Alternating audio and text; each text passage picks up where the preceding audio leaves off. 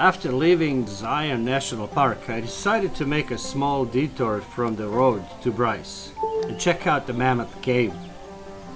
This is just off the Utah's State Route 14, or the Cedar Canyon Road. This idea has turned into a whole different adventure that has influenced the rest of the day. Here I am trying to figure out on the map exactly how to get to the Mammoth Cave. And the phone is obviously not catching the signal for GPS guidance, so I had to rely on the map. This is why it's important to always have the paper map when going on a road trip.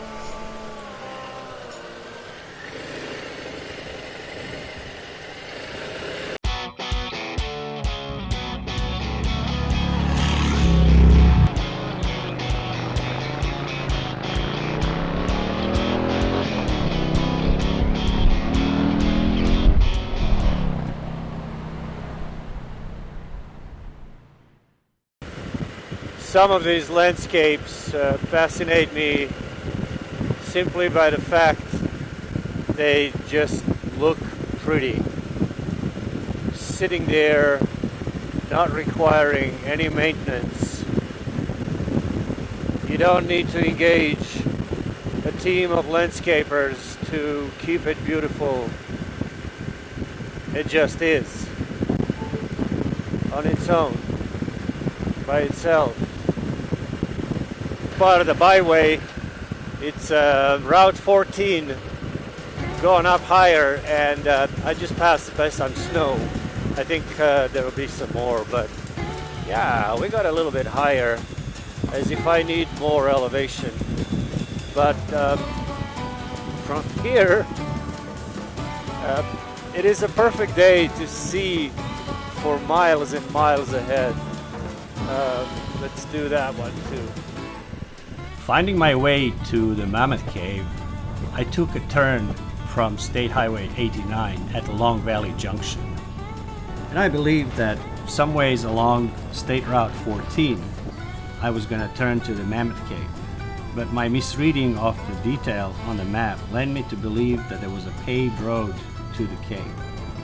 And knowing that State Route 14, where I originally wanted to go, was very likely closed, I continued on it, thinking that the gate will be a short ride along and I would then back up quickly. This was not the case. State Route 14 had just been opened that day, and I ended up riding the entire 41 miles and loving every mile of it, all the way to Cedar City. Here I'm passing by the Duck Lake with beautiful colors, and through the forest of aspen, pine, and spruce, all the way to the Navajo Lake, which was just in the process of thawing, where I encountered a group of motorcycle riders, bikers who were just hanging out and having some good time in the bright sun. The road makes a steep, winding climb to the top of the Markagan Plateau. This is at nearly 10,000 feet elevation through the forests of aspen, pine, and spruce, and will occasionally open up to glimpse the Cedar Breaks National Monument to the north, and some very good views of the Zion National Park to the south. I sped up this part of the video significantly to give you the full picture and the experience of the concept of the big skies that really opens up when I reach the top of the plateau.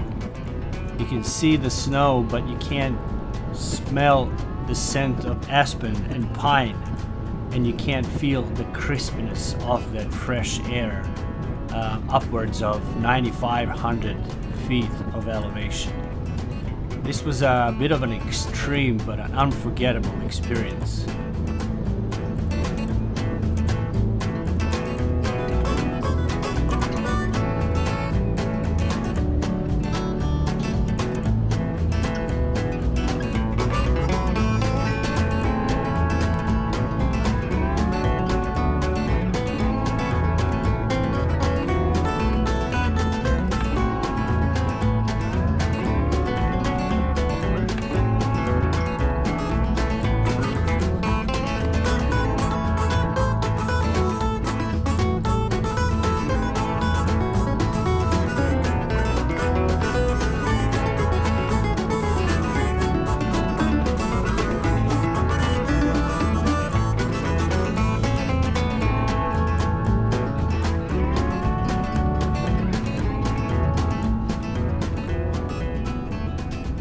On top of the Markagan Plateau, the air was crisp and the sky was turning darker and darker blue.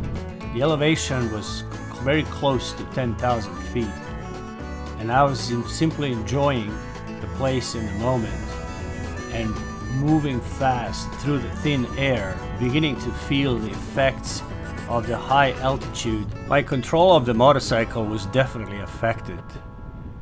I felt that my focus and my hand-eye coordination, as well as the sense of speed, was impeded basically. So I had to slow at about 50% of the speed. You can see me intentionally breathing deep and controlled to keep in full control. It's pretty challenging if you're not used to such high elevation, or you haven't spent a few days to acclimatize.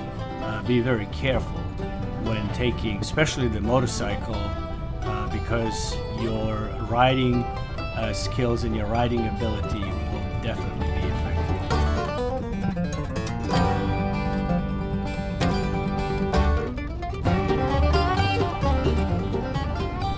Here I am descending down the Cedar Canyon on the approach to Cedar City.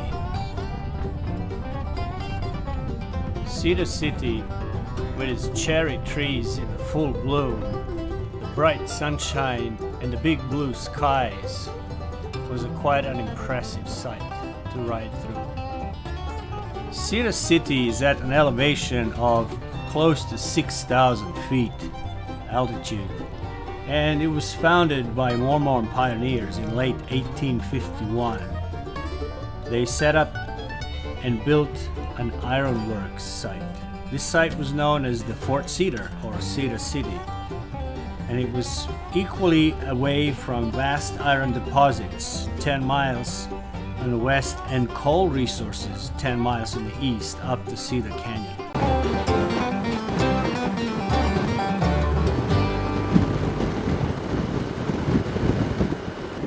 Alright, so now I'm approaching Bryce Canyon area.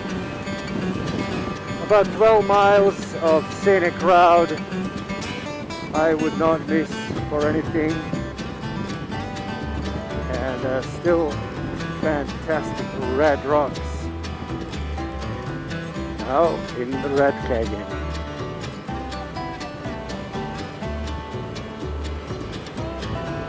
This is where Wile E. Coyote is chasing the Roadrunner.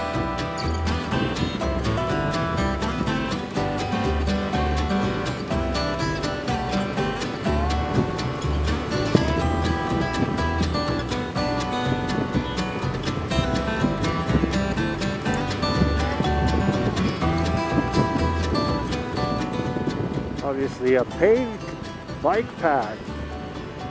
That's real fancy. I would assume this would all be the dirt mountain bike trails, but hey,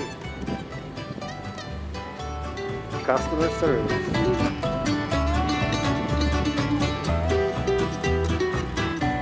Oh, look at that.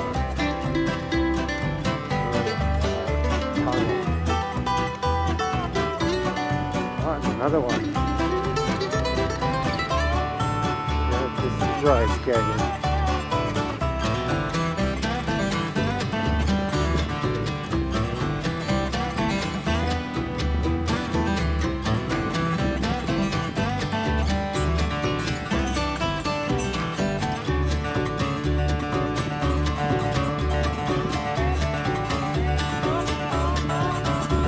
So here's another part of Bryce Canyon, heading up to the well-known Rainbow Point for some spectacular views, maybe some special footage, we'll see. And then I have to start thinking about heading toward my hotel tonight, headed over to Green River, and that's still some miles away, so it's going to be a late day. Part of the Bryce Canyon around the Rainbow Point area was burnt by a wildfire in September 2018. Here you can see the effects of the fire that was sparked by a lightning and burned about 450 to 500 acres of forest around the Rainbow Point. It's fascinating to see how the forest has started recovering already after only 3 years or less since the big wildfire.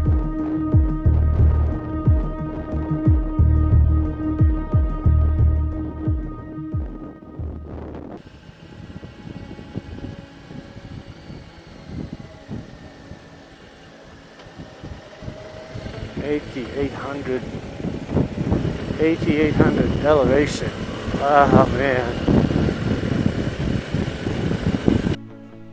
Bryce Canyon is located in the southwestern corner of Utah, some 80 miles northeast from Zion National Park.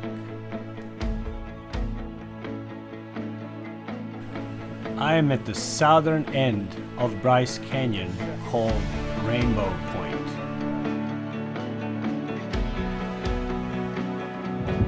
So here's the famous Rainbow Point. The top of the Bryce Canyon has a few awesome points to highlight there, and you can see why they call it Rainbow Point, pretty much because you can see all the colors of the rainbow here. It's worth noting that the specific shape of this sandstone rock outcrop was formed after a very large number of freezing and thawing cycles.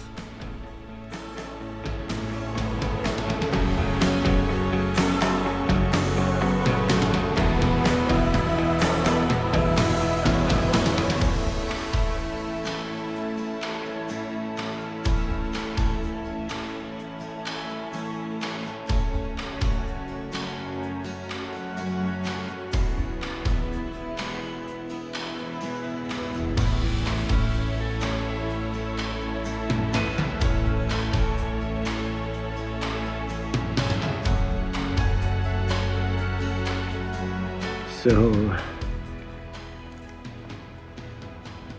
yeah, pretty high. Personally, I don't think I've ever been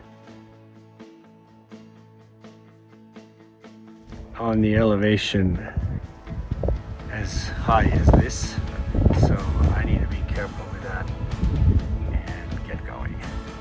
Get back down. That's the best remedy.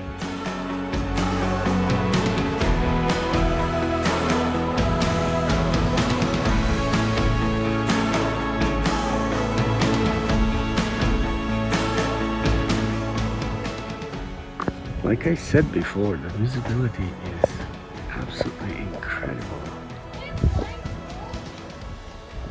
The fact that I can still capture those mountains way back there in the background. I'm guessing that some 70 miles, give or take. Yeah, perfect day for ride and film.